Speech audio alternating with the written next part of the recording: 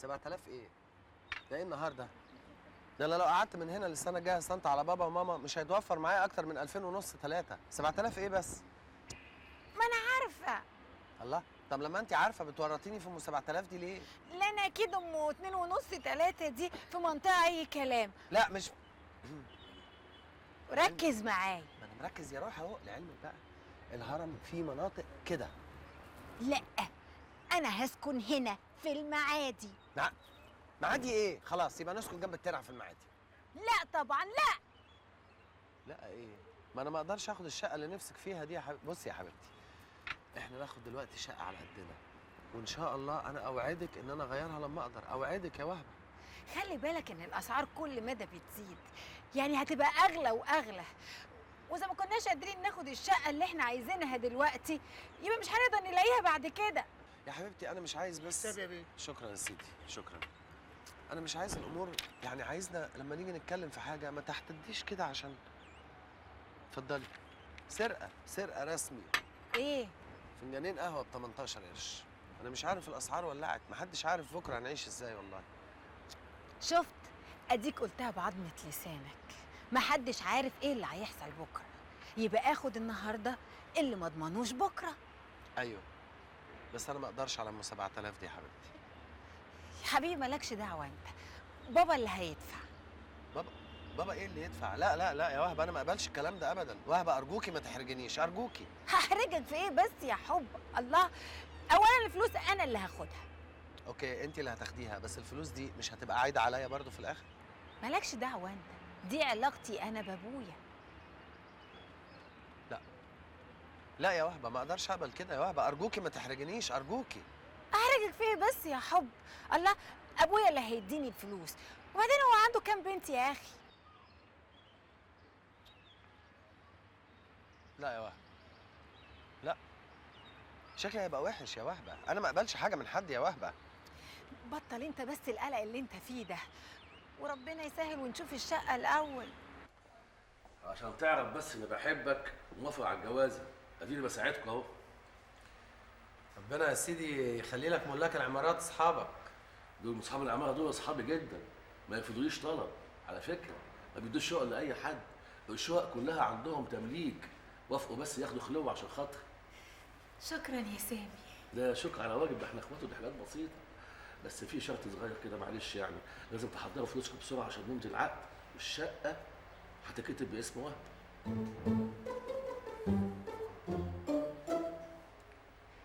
الله، ده سلو عيلتنا يا راجل، حاجات ما تزعلش. في حاجه تانية بسيطه كمان كده، هنمضيك قايمه بالعفش، الحاجات دي بقى هتبين معزه وهب عندك.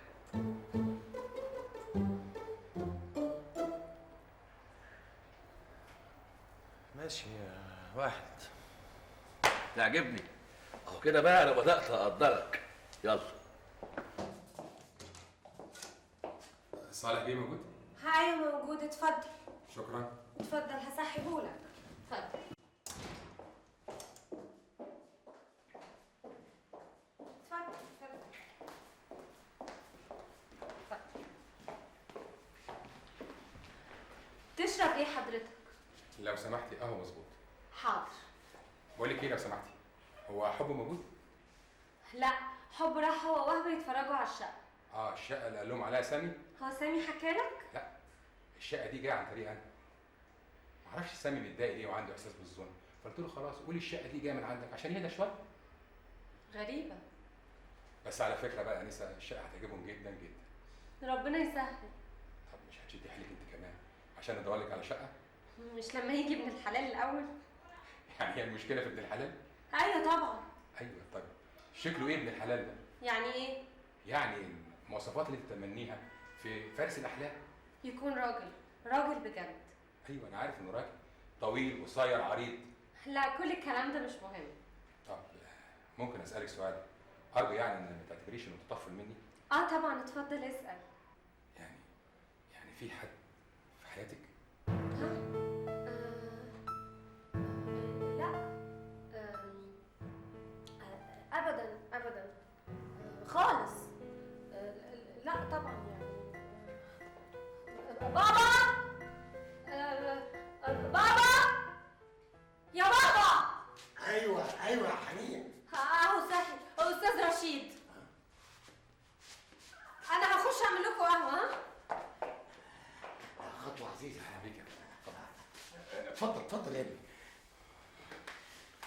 الحقيقه انا جاي لحضرتك في حاجتين اتنين يا صالح بيه. حاجتين؟ لا، الحد الادنى للطلبات عندنا 3. لا هما حاجتين اتنين. الاولانيه شغل والتانيه مساله شخصيه. نبتدي بالشغل. زي ما عجبك. صالح بيه انا استوردت 50,000 طن سكر، وعشان انزلهم السوق ويرجع لي فلوسهم بسرعه هياخدوا وقت كبير. الوقت ده مش في صالحي خالص، لان انا عامل صفقه مهمه جدا ودافع فيها مبلغ كبير. طبعا لو بعتش السكر ده مش في صالحي خالص. ففكرت ان وزاره التموين تشتريه وجيت لي عشان اوافق لك عليها. هو كده بالظبط. الكلام ده يا ابني يتم في المكتب. انا هنا في البيت عم صالح ابو حب وحنين، ما بتكلمش في الشغل ابدا. خلاص اجي بكره لحضرتك المكتب. والحاجه التانيه الشخصيه. الحاجه الشخصيه. اتفضلي. شكرا. انا عارفه. ايوه يا استاذ رشيد. ايوه حضرتك الحاجه الشخصيه اللي معايا بس انت دلوقتي وبعدين.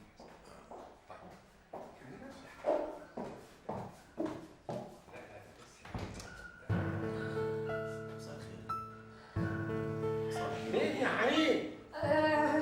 ده واحد عايز حضرتك يا بابا. مين؟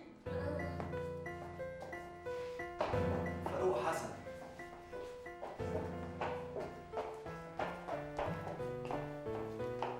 تسمح لي حضرتك؟ اهلا وسهلا يا ابني. اتفضل. انا اسف ان انا جيت من غير ميعاد. اتفضل اتفضل يا ابني.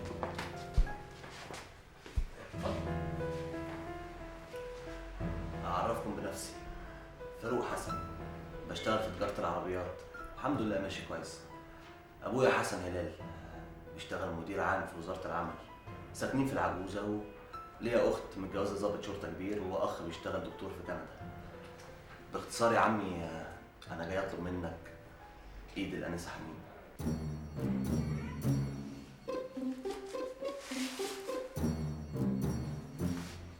هو ايه اللي بيحصل ده؟ هو انا كل ما اجي اخطب واحده حد يجي يخطبها؟ هو انت جاي تخطب حنين؟ ايوه كنت جاي اخطب. ايه الزنقه اللي انا فيها دي؟ هرد على مين فيكم؟ وحضرتك تعرف حنين منين؟ يعني أعرفها من 3 سنين. 3 سنين؟ طيب يا ابني كلمني في التليفون بعد اسبوع اكون فهمت ايه الحكايه. أيوة يا عمي، بس أنا عايز أقعد مع حضرتك فترة أطول. قلت لك كلمني بعد اسبوع. حاضر. السلام عليكم. السلام.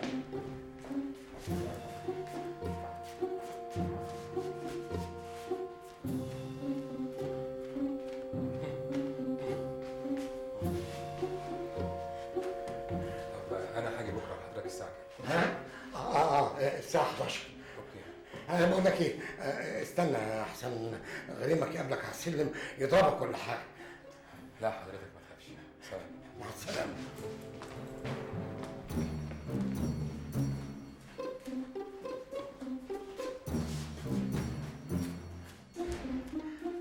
حنين!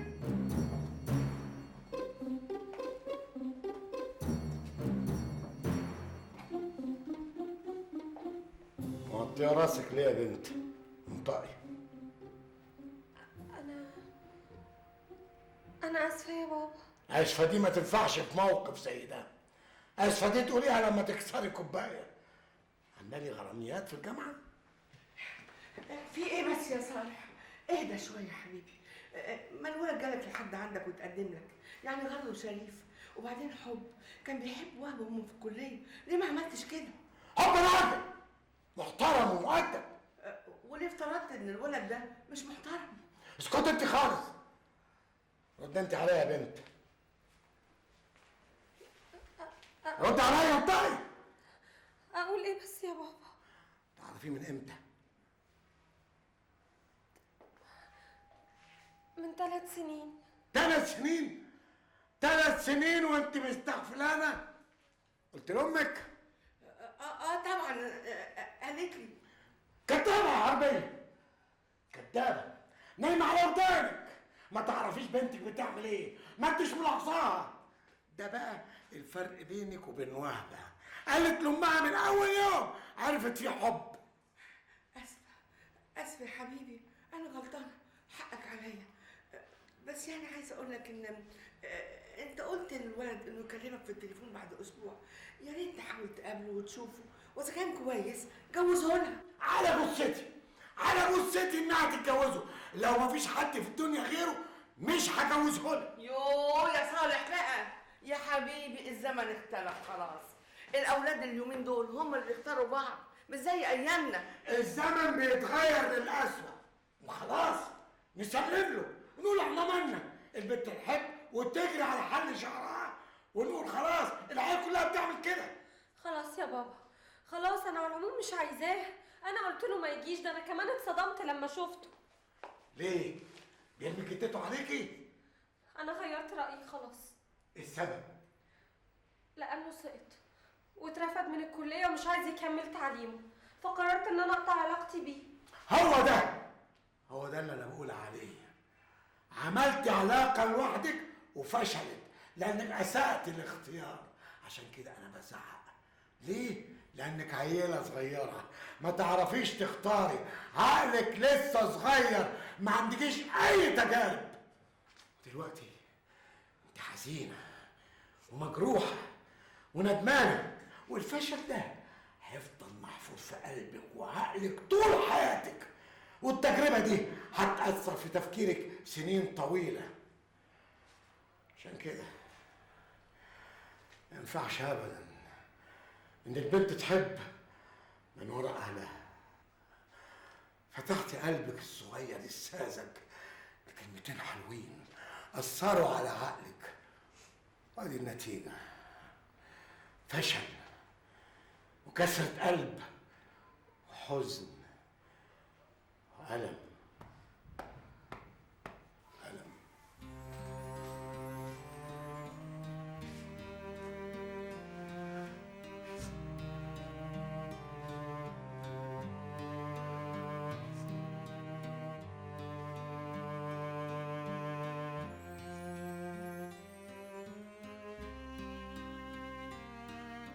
اما الشقه اللي جابها لنا سامي يا بابا تحفه، بحري وشرقي ومش مجروحه ومطبخها واسع جدا. بقى بس بقى منظر الغروب هناك يا حمايه تحفه. اصل احنا قعدنا لغايه ما الشمس غابت. البلكونه هناك طولها تقريبا 8 متر وعرضها حوالي 2 متر. يعني احنا بعد كده ممكن ناخد نص ساعه ونعملها اوضه. ليه؟ ما انتوا عندكم 3 اوض يا اخي. ما هو اوضه لينا والولدين اوضه والبنتين اوضه، ومش عارفين بقى باقي الولاد هنحطهم فين. الله الله الله الله الله، تقوموا تخلفوا اكتر من 4 عيال؟ ما هو وهبه عايزه تخلف 7. للمره ال100 يا سامي قدام بابا وماما اهو، انا بشكرك وبقول لك شكرا جدا على الشقه التحفه دي. الحقيقه يا ابو السوم انا مش عارف اشكرك ازاي. يعني بجد انت عملت معروف يا ابو السوم، انا يعني بجد مش هنساهولك طول عمري يعني بصراحه. يا راجل انت عبيط ولا ايه؟ احنا اخوات يا اخويا، ربنا يخليكم لبعض. اهو كده الاخوات يحبوا بعض ويشوفوا مصلحه بعض. فرحتني يا سامي حقيقي والله. ما هو الاخوات لازم يحبوا بعض، لازم يبقوا قلبهم على قلب بعض. وبعدين دي اختك الصغيره وانت اخوها الكبير، يعني لازم تخاف عليها وتاخد بالك منها وتخاف على مصالحها. ويا سيدي تعوض اللي فات. ايام ما كنتوا اطفال صغيرين كنت غلس قوي وغتت، كنت منتن مع اختك، تسرق منها السندوتشات وتسرق منها كمان المصروف. فاكر ولا مش فاكر؟ بقول لك ايه، ما تفتحش الحاجات دي، عايزك تطمن على الاخر. اهم حاجه انا اتفقت مع حب يكتب الشقه باسم وهبه. طبعا مفيش مشكله. قول لي يا حبيبي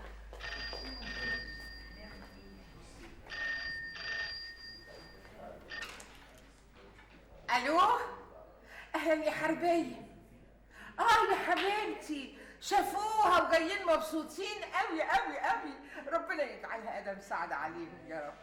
ربنا يخلي رشيد اللي جاب له الشقه. لا يا اختي، ده سامي ابني هو اللي جابها. لا يا مقبوله، رشيد هو اللي جاب الشقه يا حبيبتي، جابها في عماره ناس قرايبه، هو اللي قال لنا كده. كده بقى رشيد هو اللي جابها؟ من قرايبه.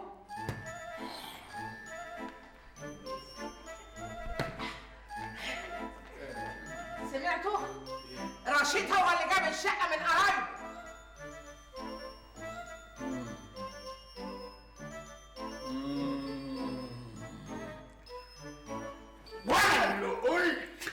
أنا قلت خلاص بقيت كويس، قلت خلاص عدلت نفسك بقيت محترم.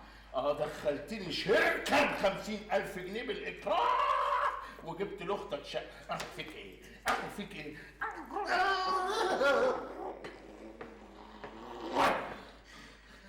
ياني وانا بقول الحمد لله ان ربنا زرع في قلبك الحنيه لاختك وعمال ادعي لك. وانا كمان طول الطريق انا وحب عمالين نشكرك ونقول لك ميرسي يا سامي على الشقه، وانت بمنتهى الرزاله والقراطه عمال تهز في راسك.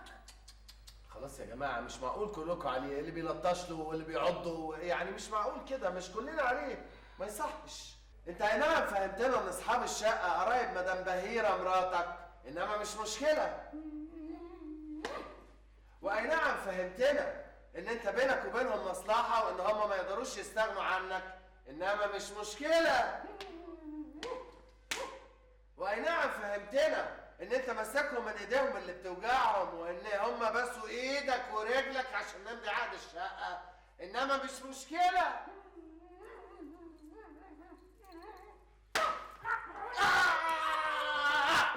يا نهاري، ده انا نسيت السماعه. قصدي حربيه على السماعه. يا خبر اسود. يا بابا حضرتك هتعمل معايا ايه؟ في ايه يا حبيبي؟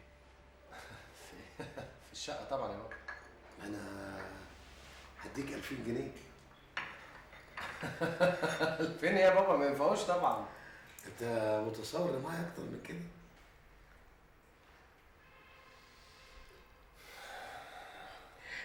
ما انت عارف يا حبيبي، طول عمرنا الحمد لله عايشين احسن عيشه، بتاكلوا احسن اكل وتلبسوا احسن لبس، عشان كده يعني ما معناش كتير. يا بابا بس جيب السبع ما يخلاش يعني، وانا برضه ابنك حبيبك. اختك رخرة عاوزه تتجوز ولازم اجهزها. لا بابا حنين لسه بدري عليه. رشيد طلبها للجواز، اقول له لا؟ بس انت يا صالح برضه معايا 12000 جنيه بعد 35 سنه شغل في الحكومه، كل اللي حيلت 12000 جنيه بس. كويس قوي، يبقى النص بالنص. هو ايه اللي نص بالنص؟ يعني انا 6000 وحنين 6000 يا بابا. طيب وانا وامك؟ لا احنا مش عايزين اي حاجه، احنا كل اللي يهمنا سعاده ولادنا. حنين بنت ولازم اسطرها. هي تسطرها يعني وانا تسيبني عريان يا بابا؟ لا، اشتغل واتعب واشقى زي انا مش ايد. ايوه ما انا هشتغل. ايوه لما هتشتغل حوش وهات الشقه اللي انت عايزها. الله، وانا لسه هشتغل واحوش والشقه ام 7000 جنيه هتستناني؟ خلاص عيش على قدك. ما هو على قد ده انا ابن الاستاذ صالح سليمان وكيل الوزاره يا بابا. انت عاوز تبتدي من النقطه اللي انا وصلت لها. انا بقيت وكيل وزاره في 35 سنه، انت لسه في سنه اولى شغل. عشان كده لازم تساعده يا صالح. خلاص انا قلت هديله 2000 جنيه. يا بابا 2000 جنيه ما ينفعوش. انا وامك كبرنا وممكن حد فينا يعيا ويحتاج مستشفى، هندور على حد يدينا. يا اخويا الله اكبر، هنقدر البلد قبل وقوعه. ما قدروش ليه؟ ان شاء الله ربنا هيسلم. الامر ما يسلمش. يوه، وبعدين معاك بقى يا حبيبي. بعدين معاك انتوا. اصل ما كانش ابويا يساعدني، طب مين اللي هيساعدني يعني؟ ده ساعدتك، ربيتك وكبرتك وخدت شهاده وفوقيهم 2000 جنيه. خلاص انا دوري خلص. دور الاب بيخلص يا بابا؟ لازم دور الاب يخلص وفي وقت معين. الاب مش بقره تفضل تتحلب طول حياتها. طب وافقتني ليه حضرتك؟ وجيت معايا ليه عشان تخطبها لي؟ لان بنات الناس مش لعبه، بعد ما عشمتها بالجواز كان لازم اخلص ذمتي. يا بابا ما انا مش قد الجواز. انت بتغني وترد على روحك. شوف يا صالح، وهبه ساكنه في فيلا، وانت عارف ان ابوها ايده طايله وربنا يعني كرمه، يعني مش ممكن تقعد في اي شقه، دي بنت عز. لما حبت ابنك حبيته بظروفه، ولا انت فشرت وقلت لها عايش في قصر؟ لا قصر ايه يا بابا؟ هي عارفه اللي فيها طبعا. لما جه وقت الجد بتحملك فوق طاقتك ليه؟ عشان متعشمه ان ابوها يدفع لها. خلاص يدفعوا لي. لا بس انا مش موافق يا بابا. وانا كمان مش موافق. يوه، انت عايز ايه بالظبط؟ عايز نفكر بعقل وحكمه، على قد لحافك مد رجليك. ايوه يا بابا، بس كده اللحاف مش هيوصل لحد ركبي. وبعدين بصراحه ما ينفعش يبقى حضرتك معاك وما تدينيش يعني. انت حضرتك كده انت كده بتذلني يا بابا. انا بعزك. فين العزه دي بقى؟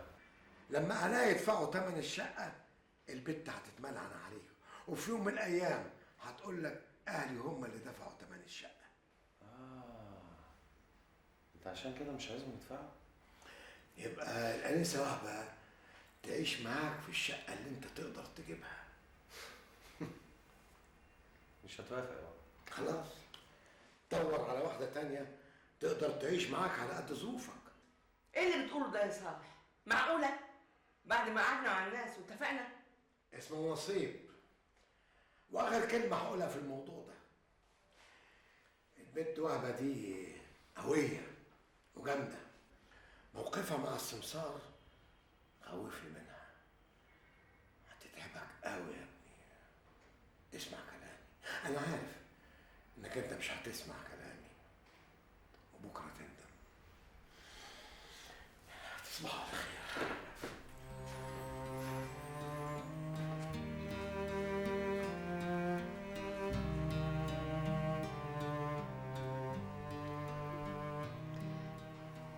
ما تزعلش يا حبيبي،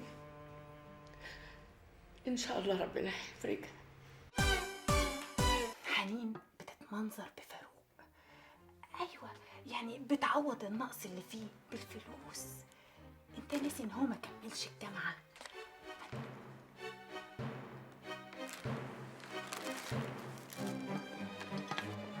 ممكن احكي لك على حاجه غيظاني؟ بس ما تقوليش لحد، انا عايزه افضفض لك وخلاص. خير يا حبيبتي، قولي. حبيت اهدي حب اخويا بعربيه بمناسبه انه خد الماجستير، واكبره قدام وهبه كمان.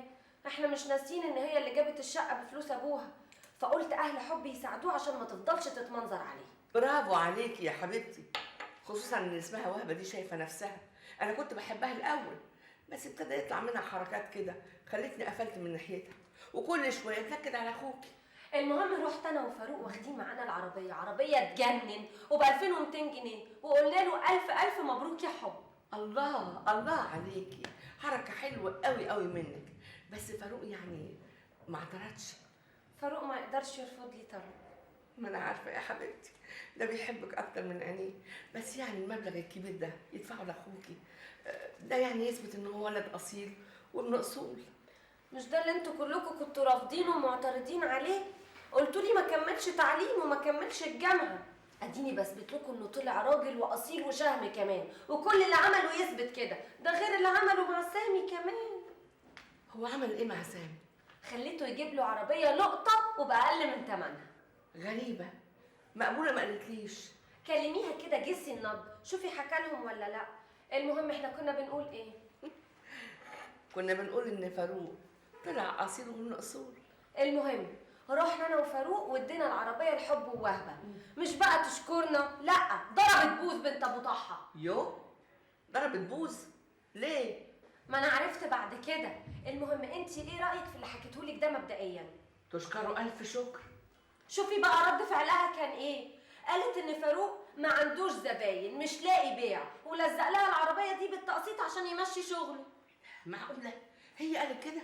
ويا ريتها قالت الكلام ده في وشي، لكن حظها الاسود اني سمعتها. اتسمرت في مكاني على باب المطبخ. صدقيني يا ماما، فاروق جاله في العربيه دي اكتر من الثمن ده بكتير ومرضيش يبيعها. صادقه يا حبيبتي.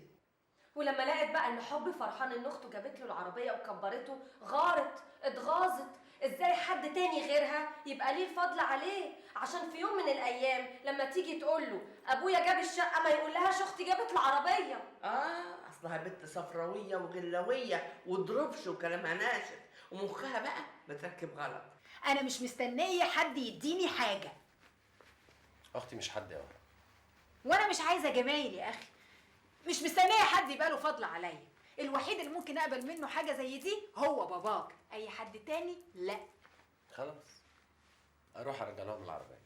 لا ما ترجعش العربيه، احنا هنشتريها ونديهم ثمنها. ومين قال لك بقى ان هم هيقبلوا ياخدوا فلوس؟ لا لازم يقبلوا. الله، بالعافيه يعني؟ لا مش بالعافيه، بس باي طريقه. هم مش في الاخر هياخدوا الفلوس؟ خلاص احنا كمان نقول بقى ان احنا اللي اشترينا العربيه. عشان كده عايزاك تسال حنين سؤال محدد، هيقولوا ان هم اللي جابوا العربيه ولا مش هيقولوا؟ الو. ايوه يا ماما، ازيك يا حبيبتي، عامله ايه؟ انا بخير يا حبيبي طول ما انت بخير. بقول لك يا ماما، هي حنين عند حضرتك؟ اصل انا طلبتها في بيتها بس مش لاقيها. موجوده يا حبيبي، هديها لك. اخوك. الو، يا حب ازيك يا حبيبي؟ انت ما بتقعديش في بيتك ليه يا بنت انت؟ ها؟ امي وحشتني، قلت اجي اشوفها، ايه المشكله يعني؟ طيب بصي يا حنين، انا هسألك سؤال وعايزك تجاوبيني بصراحة. انت قلتي لبابا وماما ايه على موضوع العربية؟ ما قلتش حاجه. ما قلتيش حاجة خالص؟ هقول ايه يعني؟ طيب بصي يا حبيبتي، انا عشان عارف انك جدعة، عايز اطلب منك طلب هو ممكن يضايقك شوية. قول، عاوز ايه؟ بصي يا حنين، انا هقول ان انا اللي اشتريت العربية. اللي تشوفه يا حب. ويا ريت تقولي لفاروق كمان ما يقولش. حاضر. متشكر قوي يا حنين، انا مش هنسالك جميلك ده ابدا يا حبيبتي. مع السلامه. ما قالتش ومش هتقول. حلو، ناولني بقى التليفون. انت عايز تليفون ليه؟ هكلم بابا وماما اقول لهم ان احنا اشترينا عربيه. طيب بقول لك ايه، انا هنزل بقى دلوقتي، هروح اشوف حوالينا كده مدرسه تعليم سواقه عشان اتعلم السواقه. نتعلم انا وانت، نتعلم السواقه. انت ليه؟ ده هزار ده بقى ولا جد؟ هزار طبعا يا روح، منوره الدنيا والله يا حبيبتي. باي باي. ما قلتليش حب قالك ايه في التليفون؟ يو بقى يا ماما. يا بنتي مش هتكلم، بس عايزه اعرف. طب احلفي. من غير حلفان. حب ايه ده؟ ايه حب ما تتكلمي. حب عايز يقول للناس ان هو اللي اشترى العربيه. لا بقى. ده مش كلام حب، ده كلام الست وهبه.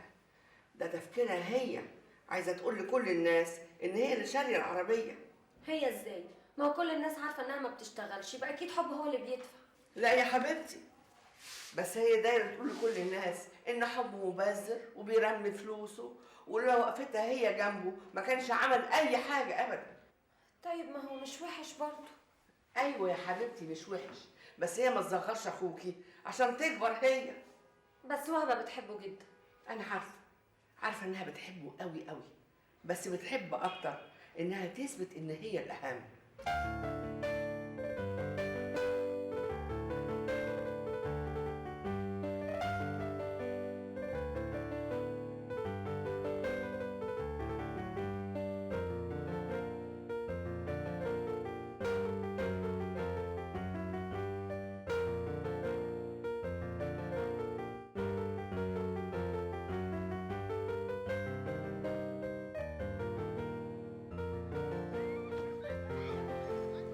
جبتها بكام يا ابني؟ 2200 جنيه يا بابا. 2200 جنيه؟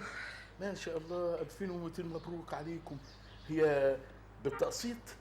ما انا كمان يا بابا بعت دهب من اللي عندي. خير ما فعلت يا بنتي، العربية أولى. أمال إحنا بنجيب الدهب ليه؟ مش عشان لما نحتاج له نبيعه؟ تعيش وتجيب يا حب. انت تستاهل كل خير، انت اغلى واحد في العيله. متشكر. متشكر قوي يا حماتي، بس انا كنت عايز الفت نظركم لحاجه. ايه؟ حد خد باله ان هي بمرايتين؟ لا أنا واخد بالي من الصبح، بس مش عاوز أقول لك عشان الحسد يعني. مش بعيد كمان تكون ب4 عجلات. هي فعلا كده. بقول لك ايه، انت عرفت تسوق بسرعه كده؟ ما هو انا ووهبه الحقيقه يا عمي خدنا كورس مكثف سواقه. اصل مش معقول يعني تبقى العربيه مركونه كده تحت البيت واحنا مش عارفين نتحرك بيها. انا فرحانه قوي، فرحانه قد الدنيا. طب يلا بقى تعالوا نفسحكوا شويه بالعربيه بتاعتنا.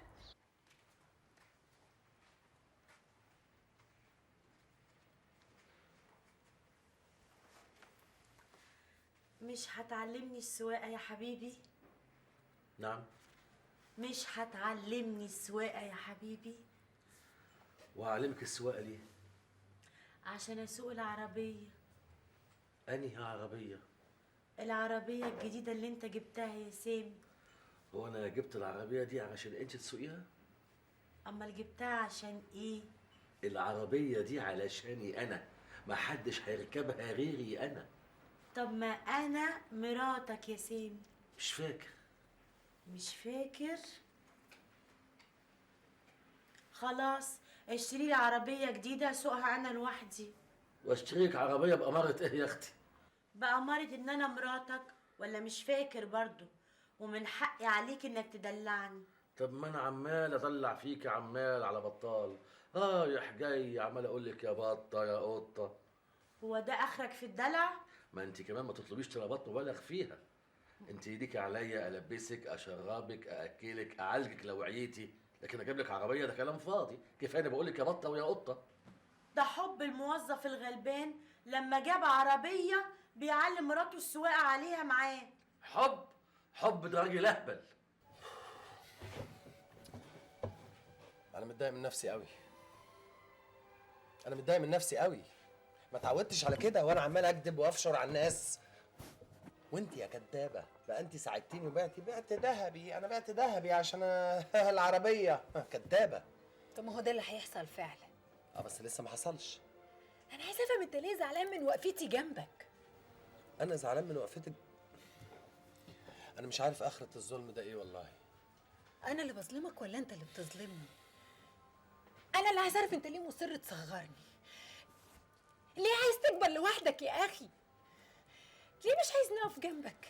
مش عايزني اساعدك؟ ليه مش عايزنا نحط ايدينا في ايدين بعض لحد ما نكبر؟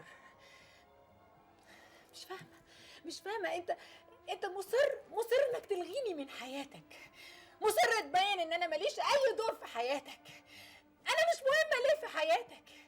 ايه العقده اللي جواك دي؟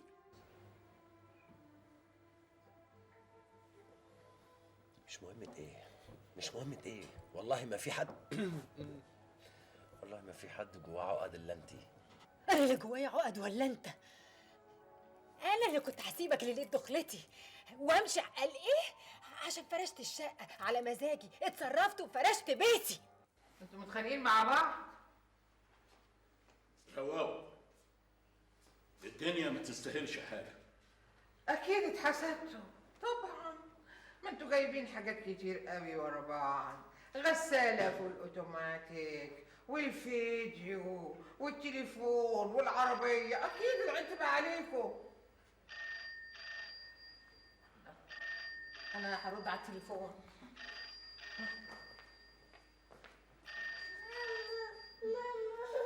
تعال.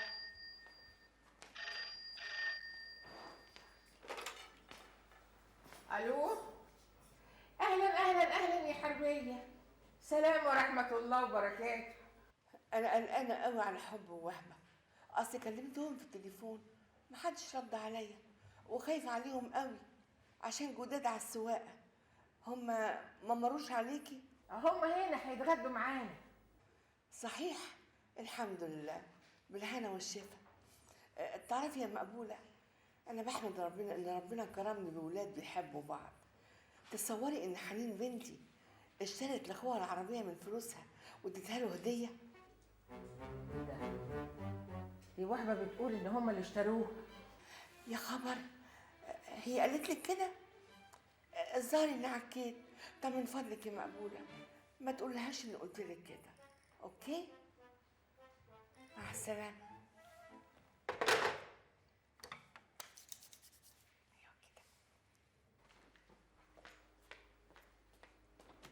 حربيه بتقول ان حنين هي اللي جابت العربيه. كذابين مفشرين. بتكذبوا ليه يا كدابين؟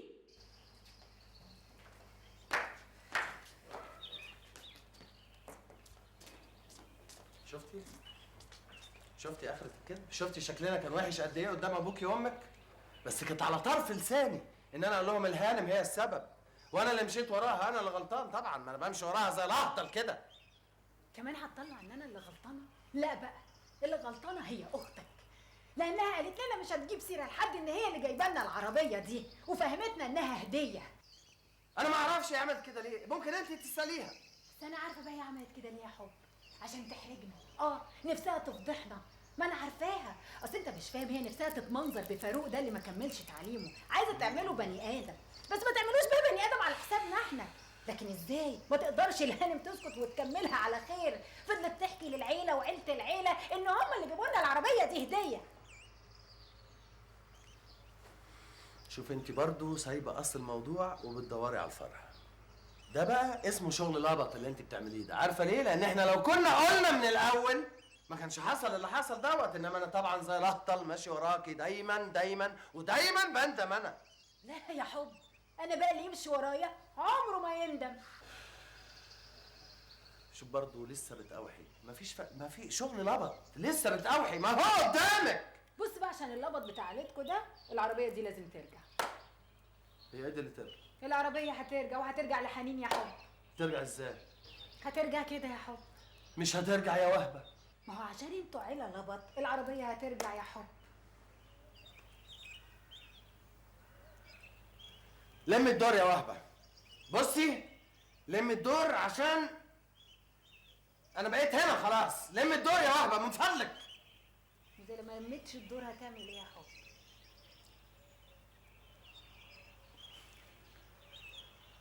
هسيب لك الدنيا كلها وامشي. هتمشي ولا هتهرب؟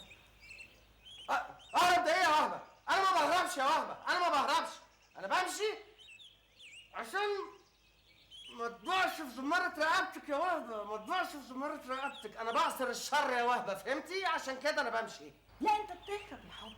عارف بتهرب ليه؟ عشان انت ما بتقدرش تقف جنبي في المواقف الحرجه، فبتسيبني وتمشي.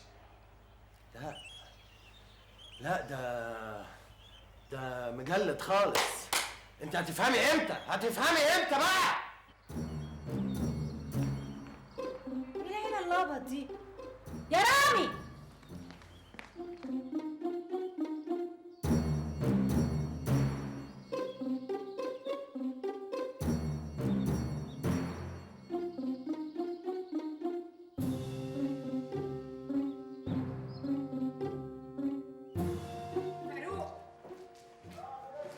ازيك يا وهب؟ ايه المفاجأة الحلوة دي؟ هما فين حب؟ عربيتك مرمية اهي قدام المعرض. لما تحب تتمنظر انت او مراتك ما ينفعش انكم تتمنظروا عليا انا. مش بنت عبد الفتاح ابو طحة اللي ممكن اي حد يتمنظر عليها. انا ابويا ممكن يشتري مصنع عربيات، يعني انا مش مستنية عربيتكم اللي بره دي.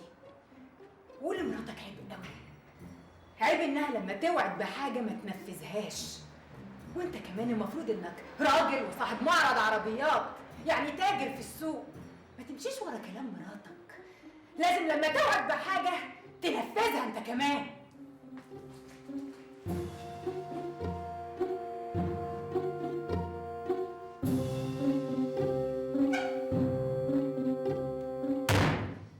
ما قلت لك ما بلاش جواز، ما سمعتش كلامي. تعالى اسهرك سهرة حلوة، يلا بينا.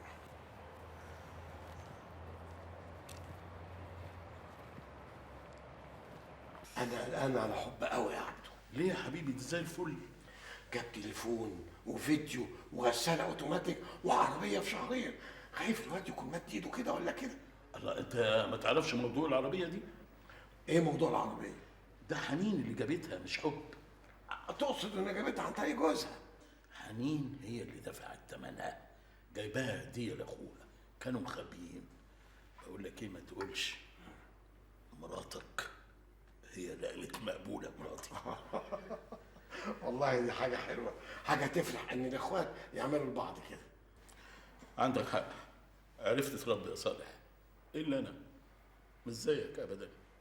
انا عندي سامي ابني ده مصيبه، ده ما يدخلش على اخته بباكل بان.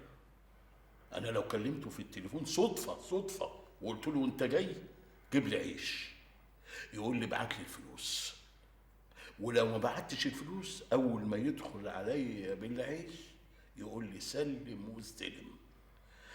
تاخد العيش تديني الفلوس، اديله الفلوس يديني الرغيف. رغيف واحد. ما بالراحه شويه يا وهبه، في ايه؟ بالراحه؟ انت خليتي فيها راحه. انا عايزه افهم انت عملتي كده ليه؟ انت حلفتي لي انك مش هتجيبي سيره عن موضوع العربيه ده لحد. انا فعلا ما كنتش ناويه اتكلم. امال ايه اللي خلاكي تتكلمي؟ ولما انت ناويه تتكلمي ما قلتليش ليه؟ جري على امك حكيت لها كل حاجه وهي كمان ما صدقت. ايه اللف والدوران ده؟ ايه الخبز اللي انتوا فيه ده؟ انا عايزه افهم انتوا عايزين مني ايه؟ زعلانين عشان انا اللي اشتريت الشقه وفرشتها؟ زعلانين عشان انا اللي شايله اخوكوا؟ خلاص كرامتكم وجهاتكم عايزين تردوا لي حاجه من اللي انا عملتها؟ قالوا انا فرحت قلت لا حقيقي ناس طيبين مقدرين اللي انا عملته، لكن طلعت غلطانه. عموما يا ست حنين ما يصعبش عليك العربيه، لان انا رحت لجوزك فاروق في المعرض ورميت له العربيه. كمان كفايه غلط بقى، اسكتي بقى. مالك طايحه فيا كده ليه؟ فاكراني مش هعرف ارد عليكي ولا ايه؟ ردي، انا عايزاكي تردي. عملتي كده ليه؟ انت اللي نيتك وحشه. انا وفاروق لما جبنا العربيه جبناها بمنتهى الحب، لكن انتوا اللي فهمتونا غلط. فهمناكوا غلط؟ وبعدين تجيبوا لنا عربيه ليه؟ تعالي هنا. من امتى انت وجوزك فاروق ده عندكم فلوس ولا بتهاتوا بعربيات؟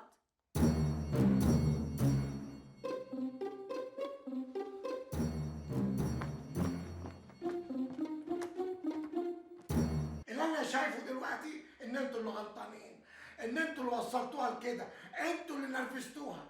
احنا اللي قلنا لها تفشر على اهلها وتقول لهم ان هي اللي اشترت العربيه. انتوا قلتوا ان كنتوا مش هتجيبوا سيره العربيه، انتوا رحتوا اتكلمتوا، كان لازم تلتزموا بكلامكم. تفشر بقى تقول اللي هي عايزاه، انتوا مالكوش دعوه. انت راجل غريب قوي قوي قوي. ايه اللي انت بتقوله ده؟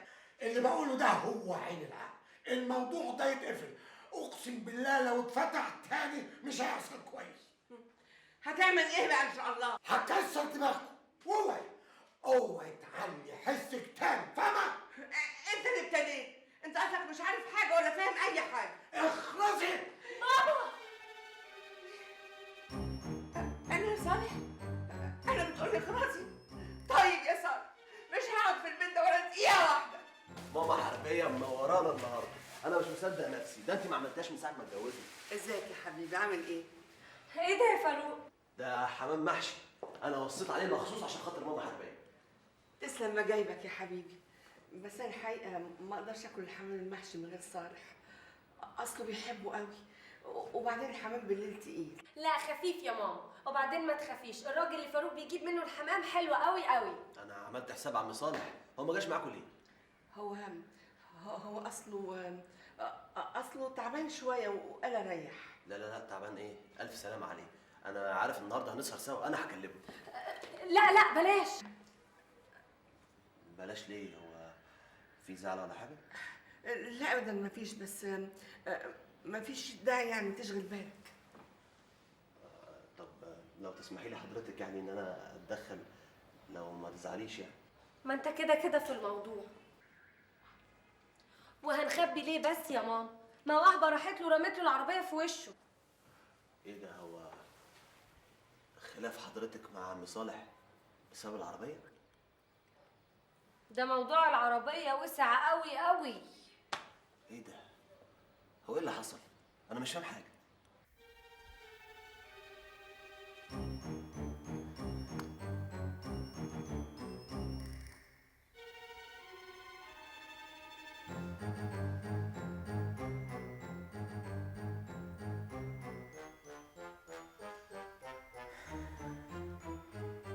هتعملها تاني يا حب؟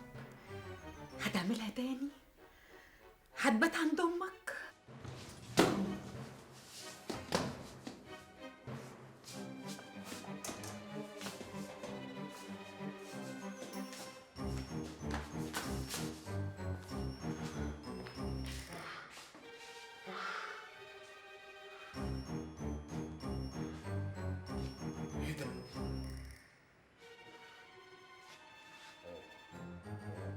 سكران يا كلبة.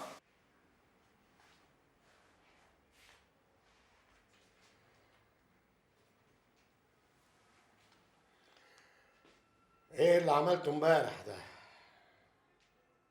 اتخانقت مع مراتك؟ الدنيا اسودت في وشك؟ رحت سكرت ورجعت بالليل تتطوح؟ لا حليت مشكلة ولا راجع سليم. كل اللي انت عملته انك اغضبت ربنا، لانك لجأت لوسيلة حقيرة تحط من قدرك، خلتك انسان تافه مهزأ ضعيف، لا عارف تفكر ولا تركز. قول لي عملت كده ليه؟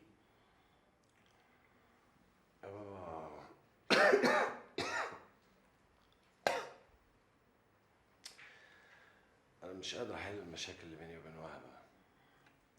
تهرب بقى للخمرة والسكر؟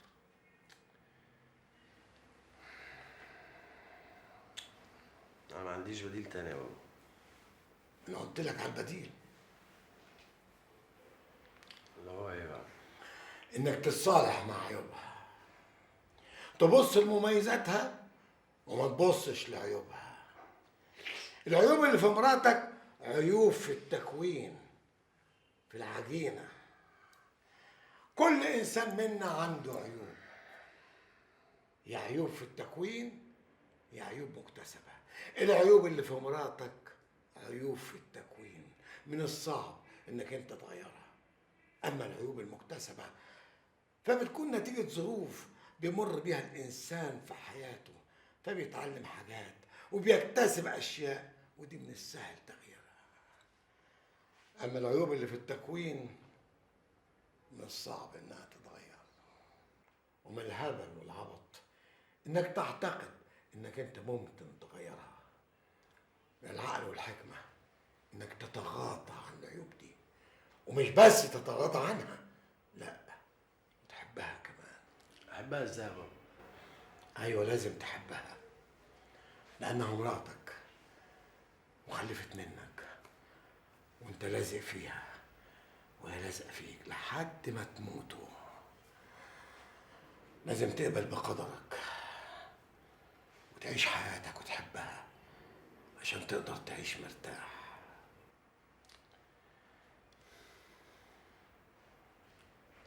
طب اذا كنت مش قادر استحمل عيوبها بقى؟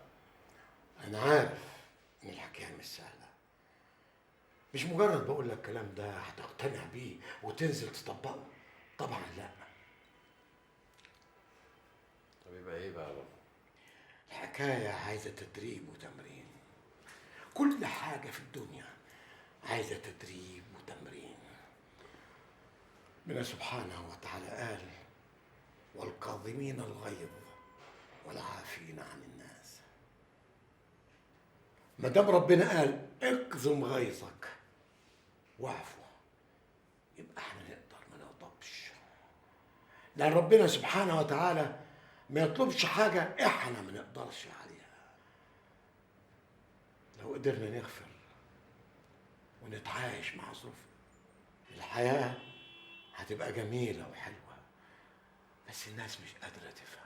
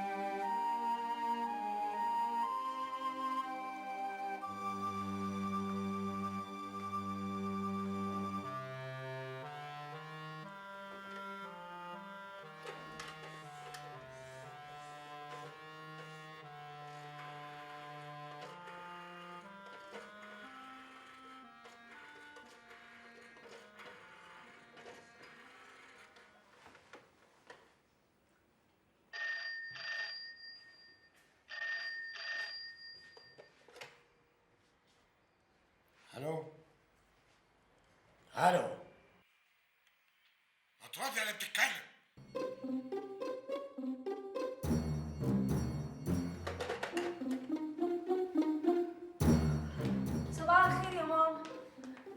صاحيه من بدري بقى. صباح النور يا حبيبتي. انا عينيا ما غمضتش 5 دقايق. زعلانه طبعا عشان بايته بره بيتك. قصدي لا يعني انا قلقانه على اخوكي حب. اصل اكيد بعد خناقته مع وهبه ما باتش في البيت. قلت اطلب ابوكي في التليفون اساله اذا كان بايت عنده ولا لا. اول ما سمعت صوت ابوكي قفلت السكه. سمعتي صوت بابا وقفلتي؟ ما انا زعلانه منه بقى. بقول لك ايه، اطلبيه انت واسالي اذا كان اخوكي بايت عنده ولا لا. طب بذمتك كنت عايزه تسالي على حب ولا صوت بابا وحشك؟ مش مهم انا، بس اللي غاظني ونقطني بقى انه رد عليا بصوت عادي وهادي ورايق خالص، مش متاثر ابدا بعدم وجودي، وكاني بايته طول الليل في حضنه. يعني انت يا ماما كنت مستنيه تسمعي صوت بابا حزين ومبحوح عشان بعدك، مش كده؟ اختشي يا بنت. قومي اطلبي بابا في التليفون واساليه اذا كان حب بايت عنده ولا لا. حاضر.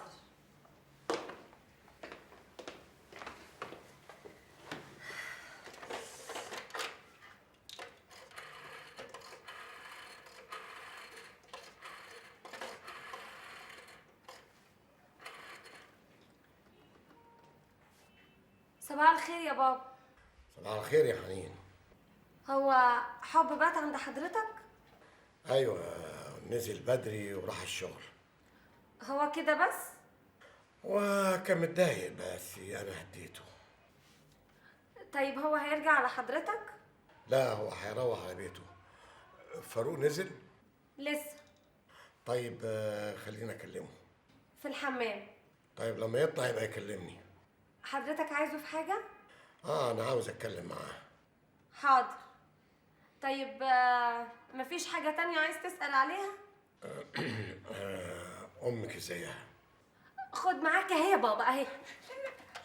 كلميني عشان خاطري كلميني بقى يلا.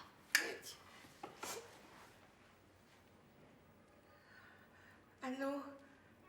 ايوه يا صالح. هتيجي ولا اجي اخدك؟ اللي تشوفه يا حبيبي. هاجي اخدك يا حبيبتي. خلاص، مستنياك يا روحي. مع السلامه. مع السلامه.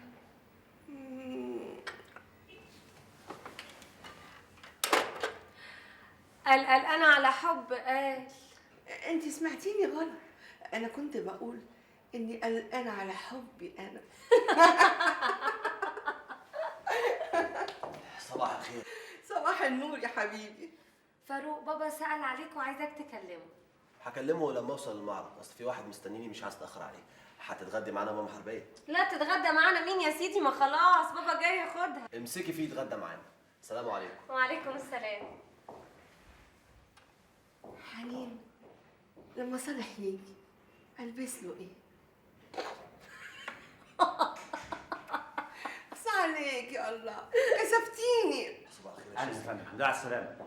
حما سعادتك لسه قافل التليفون دلوقتي وبيقول ان عاوز سعادتك ضروري. طب لو اتصل تاني قول له مش موجود. حاضر يا فندم. ولو البيت اتصل برضه قول له مش موجود. حاضر يا فندم.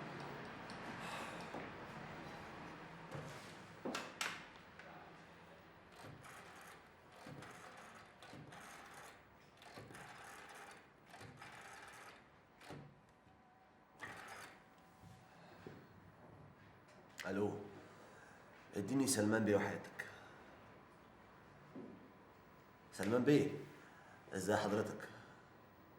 اللي امرت بيه كله تمام، العربيه موجوده اهي. لا مساله الفلوس دي نتكلم فيها لما حضرتك تشرفني هنا. رخاصها تمام وكله تمام. في انتظار سعادتك. مع السلامه. اهلا يا بابا.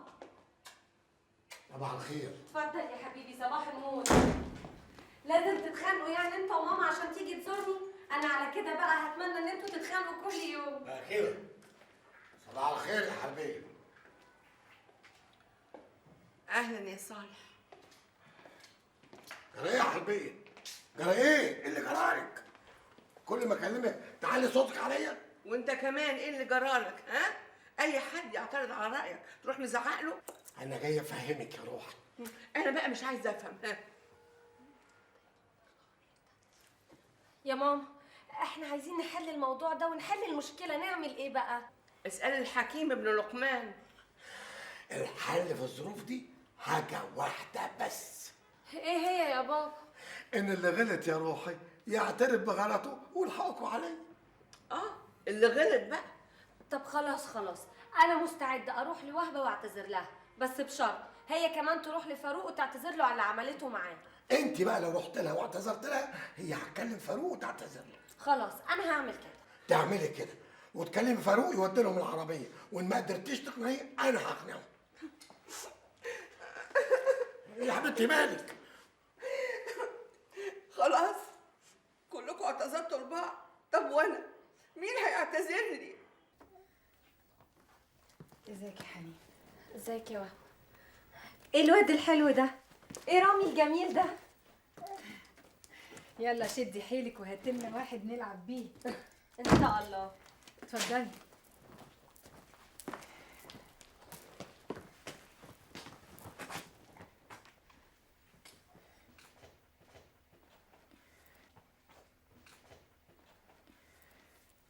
حب كان بايت فين امبارح؟ عند ماما. عاجبك كده؟ كل ما نزعل مع بعض يمشي ويسيب البيت ويروح يبات عند ماما. انا جايلك عشان موضوع محدد. احنا جبنا لكم العربيه وربنا يعلم اللي كان في نيتنا. انا عن نفسي كنت مبسوطه بجد جدا، ما كنتش عايزه اقول لحد، ولا فاروق كمان كان عايز يقول لحد. انا كنت عايزه اكبر اخويا قدام كل الناس، وكل الناس يفتكروا ان هو اللي جاب العربيه. حلو قوي كل اللي انتي قلتيه ده.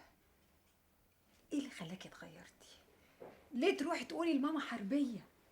انت يا وهبه، انا كنت داخله المطبخ وراكي عشان اساعدك. سمعتك وانتي بتقولي الحب ان احنا جايين نعمل عليكم شغل تجار، وان انتوا كمان فاكرين ان احنا عايزين نبيع لكم العربيه بالقسط. واللي حز في نفسيتي اكتر واكتر كمان انك قلتي الحب ان انا بعمل كده مخصوص عشان اعوض النقص اللي في فاروق لانه ما كملش تعليمه.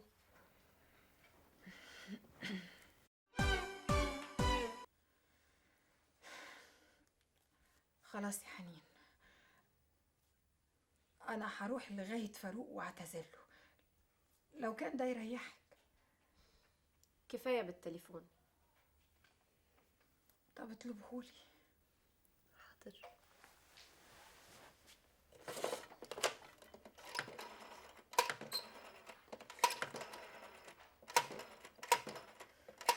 الف مبروك يا باشمهندس. الله يبارك فيك. هكلم لك بقى الراجل يعمل لك التوكيل. ماشي يا باشمهندس. الو. ايوه يا مدام. لا الباشمهندس لسه ما جاش. طيب اول ما يوصل خليه يكلم بيت الاستاذ حب. مع السلامه.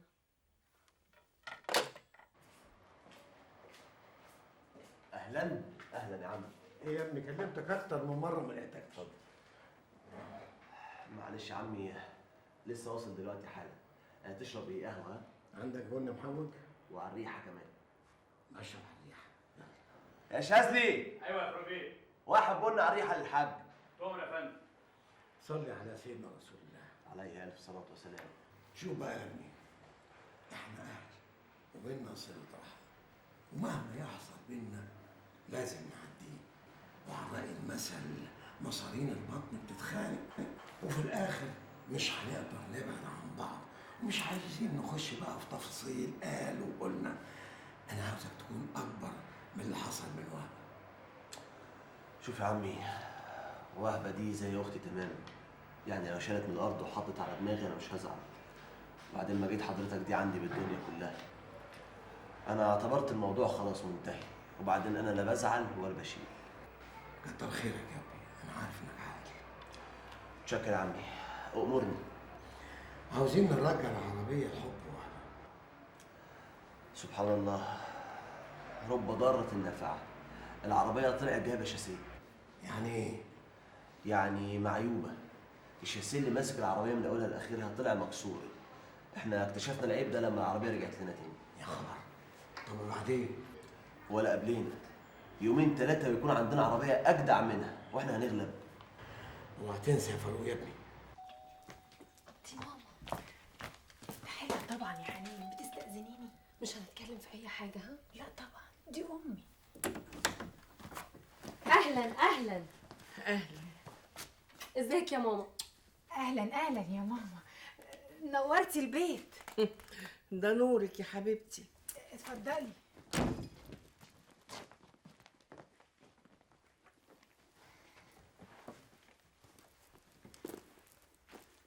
حقك عليا يا ماما، انا عارفه طبعا انك زعلانه مني، ليكي حق، لازم تزعلي لاني بزعل حب، بس هو كمان بيستفزني غصب عني، بلاقيني بزعقله.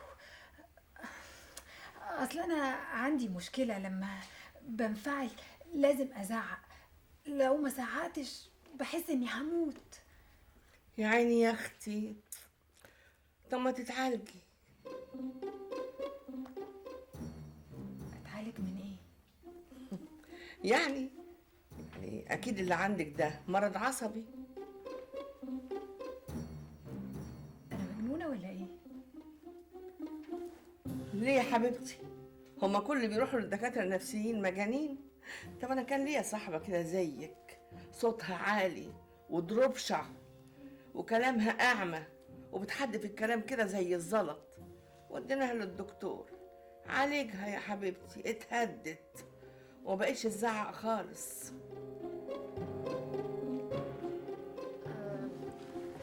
وهبه، عندك لحمه في التلاجة؟ هدخل اطبخ لكم عشان حبي لما يجي يلاقينا كلنا موجودين. ده تلاقيه بابا. على فكره احنا عاملين لك مفاجاه، هو جايب العربيه معاه. السلام عليكم. وعليكم السلام. بابا جبت العربيه؟ اخد نفسي، اعمل لي فنجان قهوه. تعالى بقى واتفرج على التحفه اللي انا اشتريتها دي.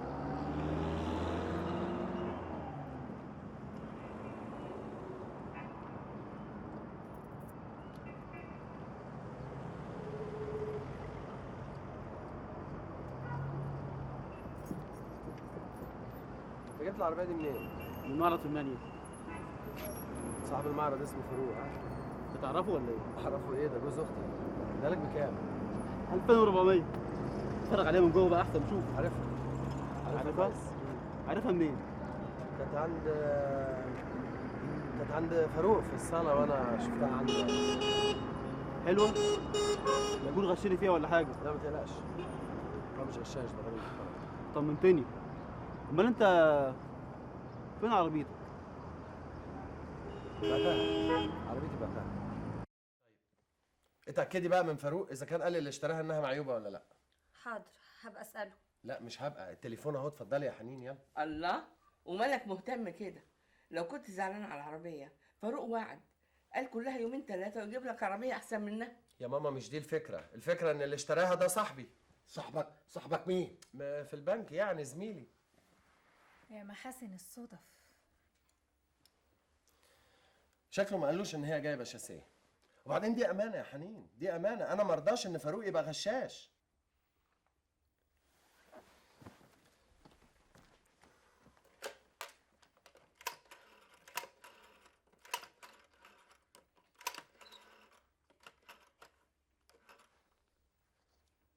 الو. ايه يا محمود، اديني فاروق. ايه يا فاروق، الراجل اللي اشترى العربيه قلت له انها جايبه شاسيه. حنين العربيه سليمه وزي الفل، انا اللي اخترعت الحكايه دي. طب ليه كده يعني؟ مش وقته، هقول لك بعدين. طب اوكي يا حبيبي. ها الو. الو. الحمد لله، الحمد لله. اهو كده يبقى اي قرش يخش جيب فاروق حلال. انا هخش بقى اغير على ما انتوا تحضروا الغدا. قمر يا اخويا قمر، الحلو حلو لو قام من النوم والوحش وحش ولو غسل وشه كل يوم. هروح اشوف رامي. ايوه يا سيدي، ايوه، انا عمال اقول لك انا حب من الصبح، ما انت اللي مش ايوه طب اسمعني. بص انا افتكرت حاجه دلوقتي بعد ما سبتك. انا بيتهيألي ان العربيه دي جايبه شاسيه. اسمع بس ما تتخضش كده، وانا بقول لك حد مات؟ ما انت هتاخدها، ما اي حد بيشتري عربيه ما هو بيكشف عليها. انزل دلوقتي خد العربيه واكشف عليها وطمني. انا ما خلصنيش طبعا ان انا يعني انت عارف انا ما اقدرش لو بص اسمع لو طلع فيها حاجه انا هرجعها لك. انا ضميري ما يسمحش يا سيدي. طيب ماشي طمني بقى على طول. ها هخلي وهبه تيجي تعتذر لك. تعتذر لي فين؟ هنا. يا سلام، تشتمني في ميدان وتصالحني في دكان؟ يعني ايه؟ يعني زي ما ادت لنفسها الحق انها تشتمني قدام كل الناس تجي لي المعرض تعتذر لي. وده معقول برضه يا فاروق؟ ومش معقول ليه؟ زي ما ادت لنفسها الحق انها تشتمني قدام كل الناس، انا كمان من حق احدد طريقه الاعتذار اللي تعجبني. فاروق عنده حق طبعا، بس الحق هنا مبالغ فيه. لما نطلب من وهب بالذات انها تروح له المعرض وتعتذر له يبقى بنكسر انفها، وكسر انفها ده جاي نتيجه ان فاروق هو اللي اتبرع بالعربيه. ايوه يا بابا، بس انا مش عارفه اتصرف ازاي. المفروض ان وهبه وحب مستنين على كلامنا، يعني مستنين ان العربيه تجيلهم كمان يومين 3. احنا نقول لحب وهو يوصلها لمراته بطريقته. بس انا عايز اقول لكم حاجه بقى، اللي اسمه فاروق ده بقى شوفي لئيم وخبيث وسن ومش سهل ابدا، وظهر قدامنا بوش وكان مدكن وش تاني. هو انا بصراحه اول مره اشوف الوش ده لفاروق، بس انا عذراه برضه. يرضيك يا بابا، انا بنت عبد الفتاح ابو طحه، اكبر تاجر قماش في البلد، اروح لواحد زي اللي اسمه فاروق ده واعتذر له؟ لا لا لا لا لا طبعا. بذمتك يا بابا، مين كان اولى يجيب العربيه دي هديه لحب عشان خد الماجستير؟ مش حضرتك؟ ها؟ مش عارف. هنفترض ان حضرتك يعني ما عملتهاش، بس انا عشان ارد الاهانه دي مفيش غير حاجه واحده، ان اجيب عربيه احسن واغلى من عربيتهم دي. ها؟ مش واخد بالي والله. ما انا لازم ارد لهم القلم وبسرعه. ايوه يا بنتي، بس الموضوع ده ما كانش لازم يبات، كان لازم يكون عندك النهارده العربيه الاحسن. للاسف مش هقدر ارد الاهانه دي، مش هقدر ارفع راسي، مش هقدر اثبت لهم ان بنت عبد الفتاح ابو طحه، الا اذا ايه؟ الا اذا حضرتك تكرمته ورديت الاهانه دي. انا بنتك يا بابا، يعني الموضوع ده في وشك انت. وشي؟ ما حضرتك لازم ترد الاهانه وتجيب لي عربيه احسن من عربيتهم دي. ها؟ مش عارف.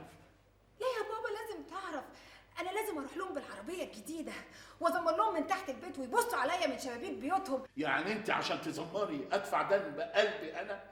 ما هم لازم يشوفوني في العربيه الجديده اللي بابايا حبيبي اعز مخلوق عندي في الدنيا دي كلها جابها لي، عشان تاني مره يتأدبوا ويعرفوا هما بيتعاملوا مع مين. ها؟ مش عارف.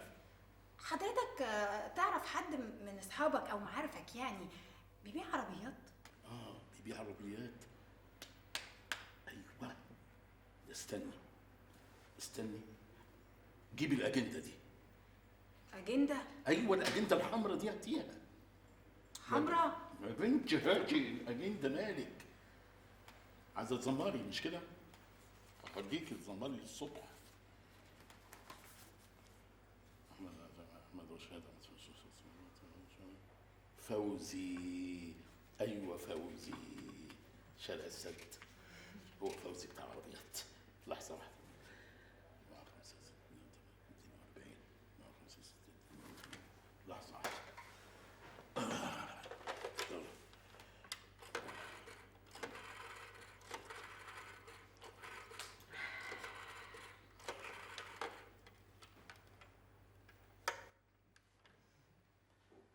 ايوه الو.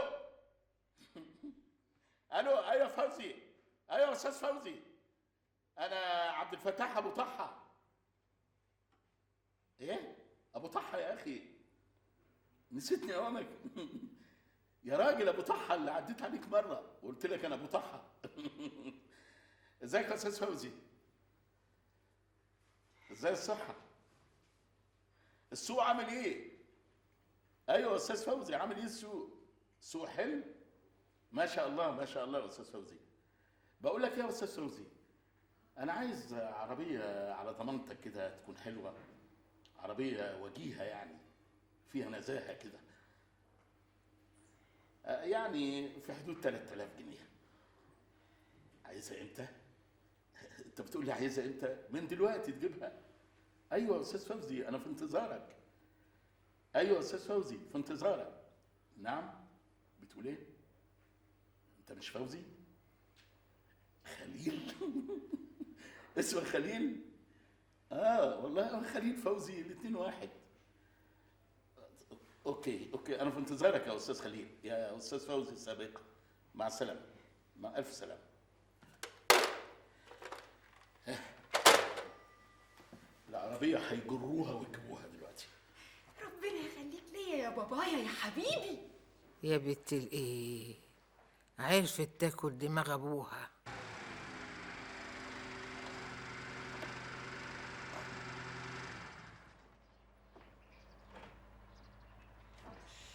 حاضر تعالي. افتحي لي. حاضر يا سامي. ولا اعمل كل حاجه بنفسي انا يعني؟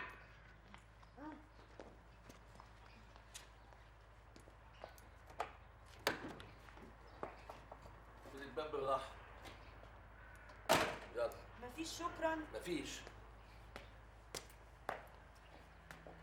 عملت تحاليل امبارح والحمد لله عرفت ان انا حامل. الف مبروك الف مبروك. جاي لك اخ يا سلمى. مبروك يا بنتي، تتربى في عزك، بس عايزين ولد بقى. وانا كمان يا انكل نفسي قوي في ولد. انا عايز اعانه بقى. مش في الحكومه بيدوا علاوه اللي بيجيب عيال؟ في الحكومه مش في الاهالي. اشمعنى يعني؟ ولا خيار وفقوس هيشتغل معاك؟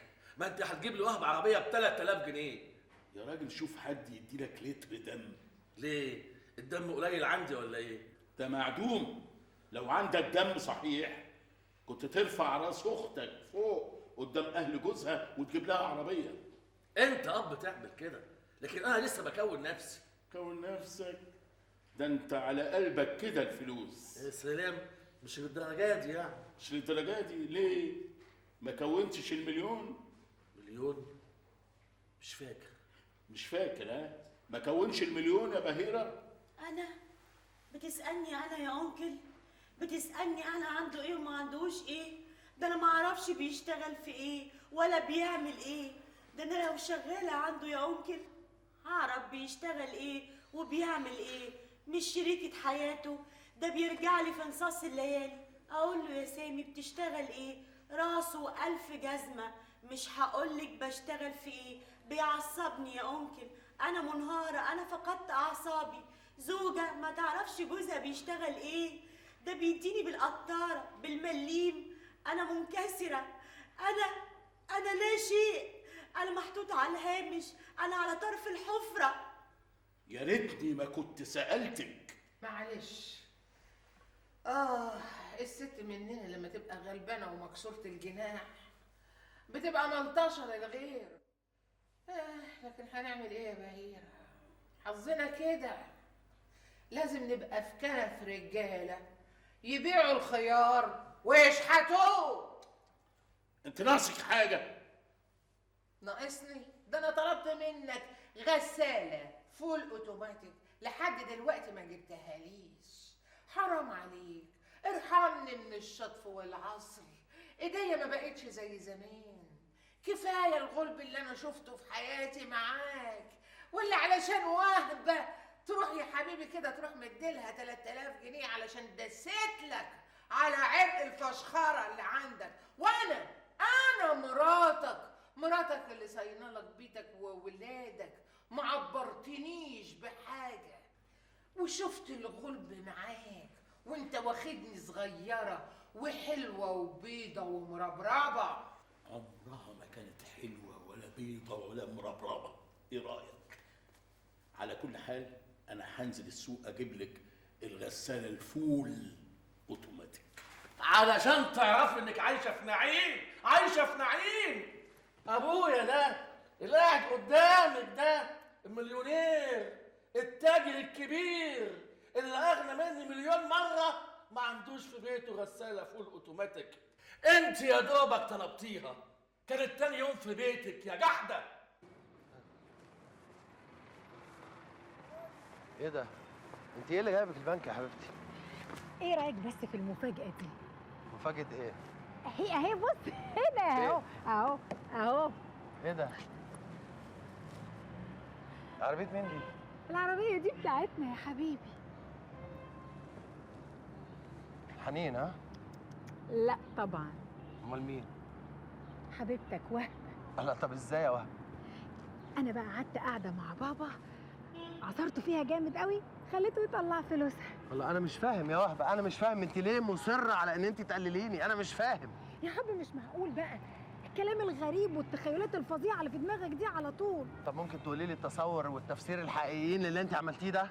انا برد على حركات فاروق وحنين اللي عملوها. وانت تعتبريها قضيه شخصيه مش كده؟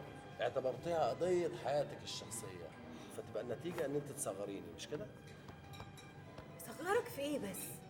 باحساس التفوق اللي عندك، باحساسك بان انا من غيرك ما اقدرش اعمل اي حاجه، باحساسك بان انت لازم تبقي واخده دور البطوله في حياتي، ما اقدرش اتقدم خطوه من غيرك، ما اقدرش اعمل اي حاجه، ما اقدرش اعمل اي حاجه من غيرك. ايه كل العقد اللي جواك دي؟ كل اللي انت بتقوله ده مش حقيقي. لا حقيقي، حقيقي، بس انت مش حاسه طبعا بنفسك. عقلك الباطن بيدفعك انك تعملي كل التصرفات دي من غير ما تحسي. انت مش قلحتي على ابوكي عشان يجيب لنا الشقه، صح؟ وقلحتي عليه عشان يفرشها، وقلحتي عليه بعد كده عشان يجيب العربيه، وزي ما قبلت الشقه وقبلت الفرش لازم اقبل العربيه، صح؟ حرام عليك، حرام عليك تظلمني كده. انت اللي بتحقر من دوري في حياتك. انت عايزني كم مهمل، مجرد ست بيت قاعده في البيت تطبخ وتخلف وتربي وبس. لكن اعمل اي خطوه ايجابيه في حياتك عشان ترفعك؟ لا.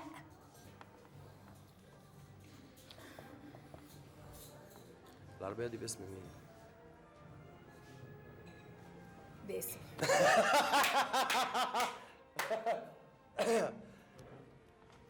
باسمك طبعا، طبعا، والشقه كمان باسمك مش كده؟ والفيديو والغساله اللي انا جايبهم لو ينفعوا يبقوا باسمك كنت كتبتيهم مش كده يا وهب؟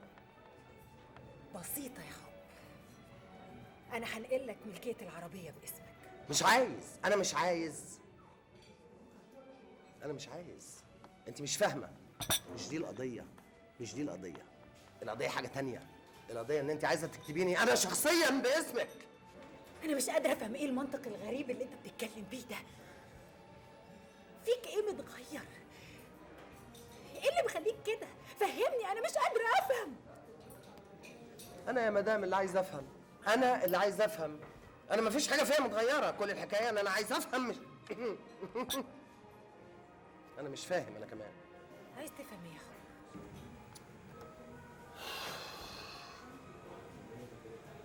عارفه انا بفكر في ايه يا وهبه؟ انا بفكر اطلقك. هو ده بالظبط اللي انا بفكر فيه. بس هطلقك ازاي؟ وابننا ده هنعمل فيه ايه؟ وابننا اللي جاي ده هنعمل فيه ايه؟ وحياتي اللي ابتديتها معاكي ازاي هنهيها؟ وهقدر ازاي ابدا مع حد تاني غيرك؟ هو ابويا قال لي العيب في العجينه. قال لي مش هتقدر تغير العجينه، خليك متوائم معايا وحاول بقى تتفق مع الحاصل وخلاص. شوف الدنيا ماشيه ازاي وانت امشي بقى، ما انت مش هتعرف تغير العجينه. هو كان عنده حق. على فكره احنا عندنا مشوار مهم قوي بكره، عايزين نروح الشهر العقاري. اكتبيني باسمك في الشهر العقاري يا وهبه، وانا ابصم لك بالعشره كده ان انا بقيت ملكك. مش ده هيبقى مريح ليكي؟ نعمل كده.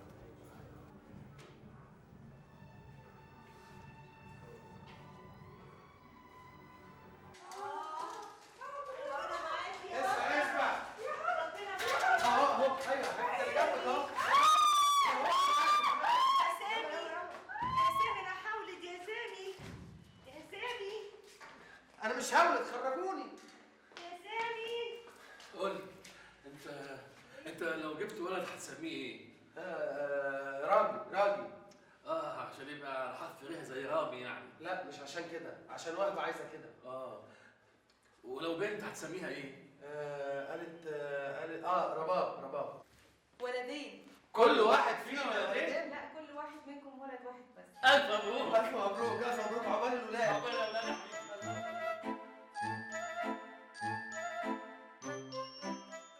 مش انا وانت اتولدنا في يوم واحد يا توتي؟ ايوه يا راجل. طب انت باباك هيعمل لك عيد ميلاد؟ لا. انا بقى بابايا هيعمل لي عيد ميلاد. طب استنى يا ماما يا ماما. ايه في ايه كل شويه يا ماما يا ماما؟ وانا هفضل رايحه جايه في الشقه. نعم افندم. مالك يا ستوتي؟ اشمعنى عم حب وطنط وهبه هيعملوا عيد ميلاد لراجي وانا لا؟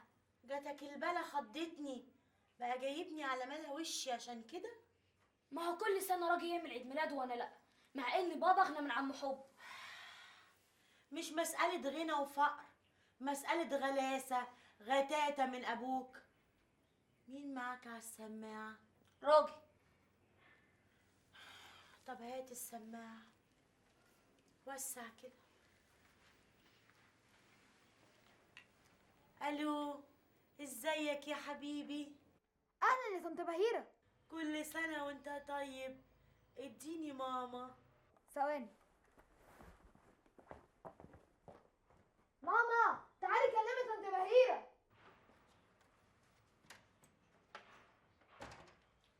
مساء الخير. مساء النور. الحمد لله على السلامة. أهلا يا وهبة. ده وقت كان الوهبه فيه ده وقته، مش في نظام، في مواعيد. انا باجي الساعه 3 من الشغل، الساعه 3 وربع غدا، علشان انام 4 الا ربع. ايه يا بهيره ايه؟ هفضل كل يوم اقول لك في الموال ده؟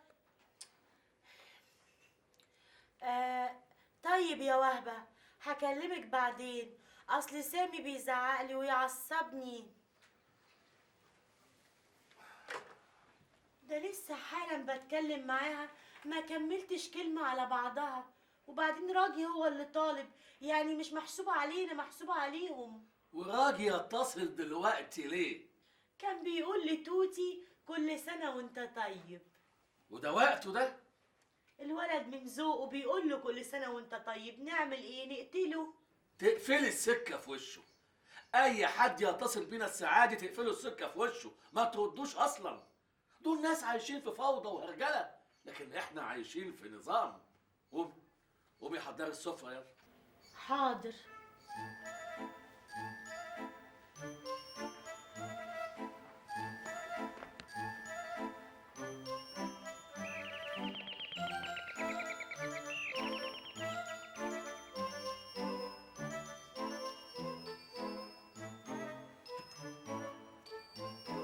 جاتك البلا خضتيني، جايباني على ملا وشي عشان افتح لك الباب. قلت 100 مرة بلاش الجرس عشان الكهرباء. ازيك يا ماما عاملة ايه؟ عاملة الأكل ورديحي زي كل يوم. يلا ادخلي اوضتك وغيري هدومك وتشطفي في الحمام الصغير. اياكي تقربي للحمام الكبير ده بتاع بابا. يلا الغدا فاضل عليه 12 دقيقة و4 ثواني والسلطة ما اتقطعتش. بسرعة بسرعة.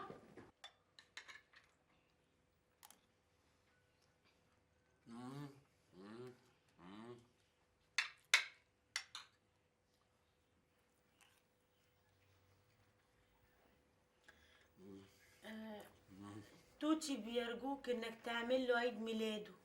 ايه ده ايه ده ايه ده؟ ايه اللي بتقوليه ده؟ جرف عندك حاجة؟ حصل لك ايه؟ عياد ميلاد ايه وكلام فاضي ايه؟ ايه الحاجات العجيبة دي الناس بتعملها؟ وبعدين دلوقتي احنا في وقت مذاكرة، ما عندناش وقت للحاجات دي. طب نعمله يوم الخميس يا بابا. يا ولا انا اصلا رافض موضوع عيد الميلاد ده خالص من المبدأ.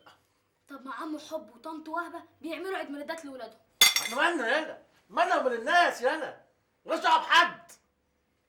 تديك عندي هديه محترمه، هديه مفتخره، بس لو طلعت الاول مكرر على الجمهوريه. سديتوا نفسي.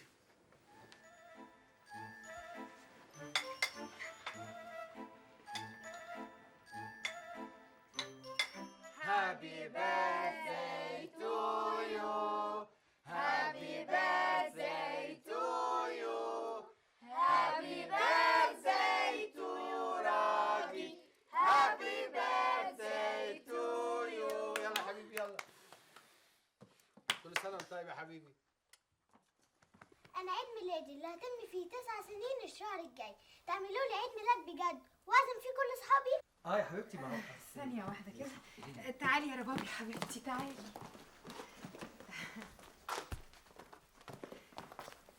ممكن يا ربابي حبيبتي ما تفتحيش الموضوع ده تاني، عشان احنا عاملين للراجل عيد ميلاد صغير وهو كده ممكن يزعل مننا. وزي ما اتفقنا يا حبيبتي، اصل احنا المفروض ان احنا ما نقولش لحد عشان عم فاروق مامته ماتت.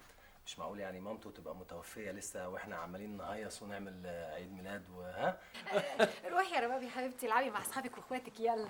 يلا يا حبيبتي ها، انا عايز التورته كلها على هدومك ها.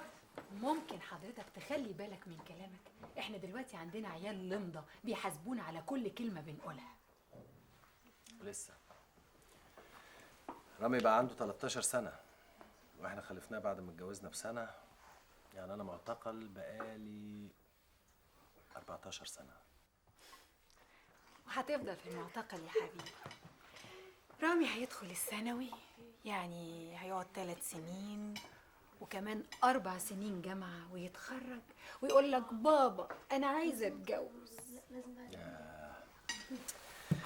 الأيام بتجري ولسه هتجري. المهم يا حبيبي إن حياتنا تبقى جميلة. أهي عيشة والسلام. نفسي مرة تقول لي كلمة حلوة. بسبوسة. لطيف يا حبيبي. طب قول لي مثلا الحياة يا حبيبتي معاكي جميلة، نفسي الزمن يرجع بينا تاني لورا عشان اتجوزك تاني. الحياة يا حبيبتي معاكي جميلة جدا، ونفسي الزمن يرجع تاني ورا عشان اتجوزك تاني. كويس كده؟ الباب. لطيف حبيبي لطيف. مكواجي. استنى، محدش بياخد المكوة كده على طول، لازم تبص فيها الأول. بتبص فين؟ ما هي ليات مكسرة. بص اتفضل اهو، امسك يا ابني. المكوة دي تتكوي تاني يا اما مش هدفع فلوس. يلا امشي. استنى، هات هات. لا عايزة جنيه. خد يا حبيبي. هات امسك امسك يا ابني، الفلوس دي عشانك انت، مالكش ذنب، والكلام اللي قلتهولك تقوله بقى لصاحب المحل. حبيبتي المكواجي ده على فكرة هيبطل يجيلك زي اللي قبله واللي قبله واللي قبله واللي قبله واللي قبله واللي قبله. يتفلق مش مهم، انا بدفع فلوس عشان الناس دي تعمل شغلها صح. ما هو يا حبيبتي انا قلت لك العله فين؟ انت بعتله قمصان كتير جدا، فلما تتحط القمصان وتتراكم فوق بعضيها لازم اللياقات تبقى مكسره. ابعتي له قميصين هيجولك زي الفل. يعني ايه مش فاهمه انت عاوزني اعمل ايه؟ انت ايه اساسا اللي مدخلك في حوارات رباط البيوت ده؟ الموضوع ده تسيبهولي انا اللي هتصرف فيه. فاهم يعني ان انا هسيبهم يستعبطوني؟ مشكلتك يا حبيبتي. انت عايزه الناس كلها تبقى زيك يا روحي. لا يا حبيبي، انا عاوزه الناس تبقى صح. معقول يا حبيبتي الناس كلها تبقى صح زي كده؟ دي حتى ما تبقاش دنيا. يلا يا حبيبتي التورته هتبرد، اتفضلي. مساء الخير يا حبيبتي. مساء النور يا حبيبي. اسمع يا فاروق الكلام ده. جاءت الأخبار العلمية في الأسبوع الأول من الشهر السابع عام 1976 تقول: تأكد علماء جامعة ميرلاند الأمريكية من صحة نظرية أينشتاين عن الزمن الذي يمضي بسرعة أكثر في قمة الجبل منه في الوادي، واستخدموا لذلك ساعات ذرية على الأرض. وعلى متن طائرة محلقة على ارتفاع 10,000 متر تبين لهم أن ساعات الطائرة تقدمت على تلك الموجودة على الأرض أكثر مما لو ظلوا على الأرض. وهذا يعطينا نتيجة أخرى، أنه